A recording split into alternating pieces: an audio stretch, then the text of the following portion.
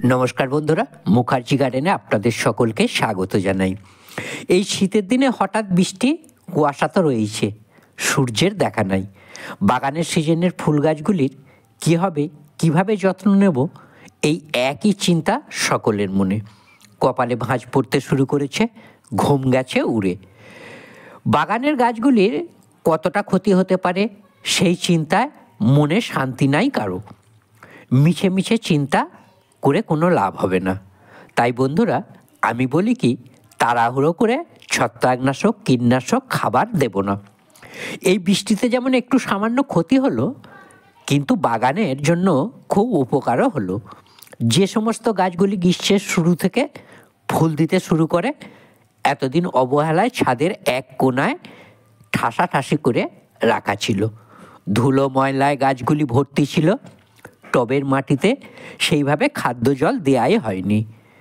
শীতের সিজনে এই গাছগুলি নিয়েই পড়েছিলাম। ঠিক যত্ন নেওয়ার সময়েই আমাদের কাজটা হালকা হয়ে গেল অনেকটা।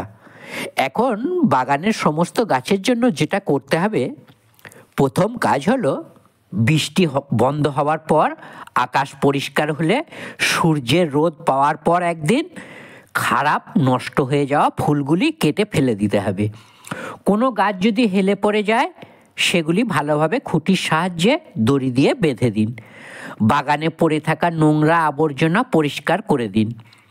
দ্বিতীয় কাজ হলো নিম শ্যাম্পু জলে গুলে বাগানের সমস্ত গাছগুলি আরও ভালোভাবে পরিষ্কার করে ধুয়ে দিতে হবে। ধুলো ময়লা কাদা যেন গাছের পাতায় বা গাছে লেগে না থাকে। তৃতীয় কাজ হলো, যেটা করতে হবে, একটা ছত্রাকনাশক গাছে স্প্রে করে দিলে খুব ভালো কাজ পাওয়া যাবে। কারণ এই সময় ছত্রাক একটু শক্তভাবেই গাছে আক্রমণ করতে পারে। তাই তাদের কোনোরূপ সুযোগ না দিয়ে দুটি ছত্রাকনাশক একসঙ্গে মিশিয়ে স্প্রে করে দিন। যে কোনো কপারযুক্ত ফাঙ্গিসাইড 2 গ্রাম নিন, আর ম্যানকোজেব M45 2 গ্রাম 1 লিটার জলে ভালো করে গুলে গাছগুলিতে স্প্রে করে দিন খুব ভালোভাবে। তাহলে কোনোরূপ ছত্রাকে গাছগুলি নষ্ট করতে পারবে না। যেদিন নিম শ্যাম্পু দিয়ে পরিষ্কার করবেন গাছগুলি, তার পরের দিন ছত্রাকনাশক স্প্রে করুন সূর্যের আলোয় গাছগুলি শুকানোর পর। চাইলে আপনারা বাড়ির তৈরি করা ছত্রাকনাশক ব্যবহার করতে পারেন, খুব ভালো কাজ পাবেন চুনো তুঁতে ব্যবহার করে। চতুর্থ কাজ হলো গাছে পোকার কীটনাশক একটা স্প্রে করতে হবে। তবে ছত্রাকনাশক স্প্রে করার 3 দিন পরে করুন। ঠিক এই সময়ে সুপার সোনাটা স্প্রে করলে দুইভাবেই গাছের ভালো কাজ হবে। চাইলে যে কোনো ইমিডাক্লোপিড গ্রুপের সিস্টেমিক কীটনাশক স্প্রে করতেও পারেন, বা ঘরের তৈরি কীটনাশক স্প্রে করলেও ভালো কাজ পাবেন। পঞ্চম কাজ হলো খাবার প্রদান। যেমন রুটিন মাফিক খাদ্য দিয়ে যাচ্ছেন, যান। তাড়াহুড়ো করে রুটিন বদলে খাবার দেওয়ার দরকার নাই।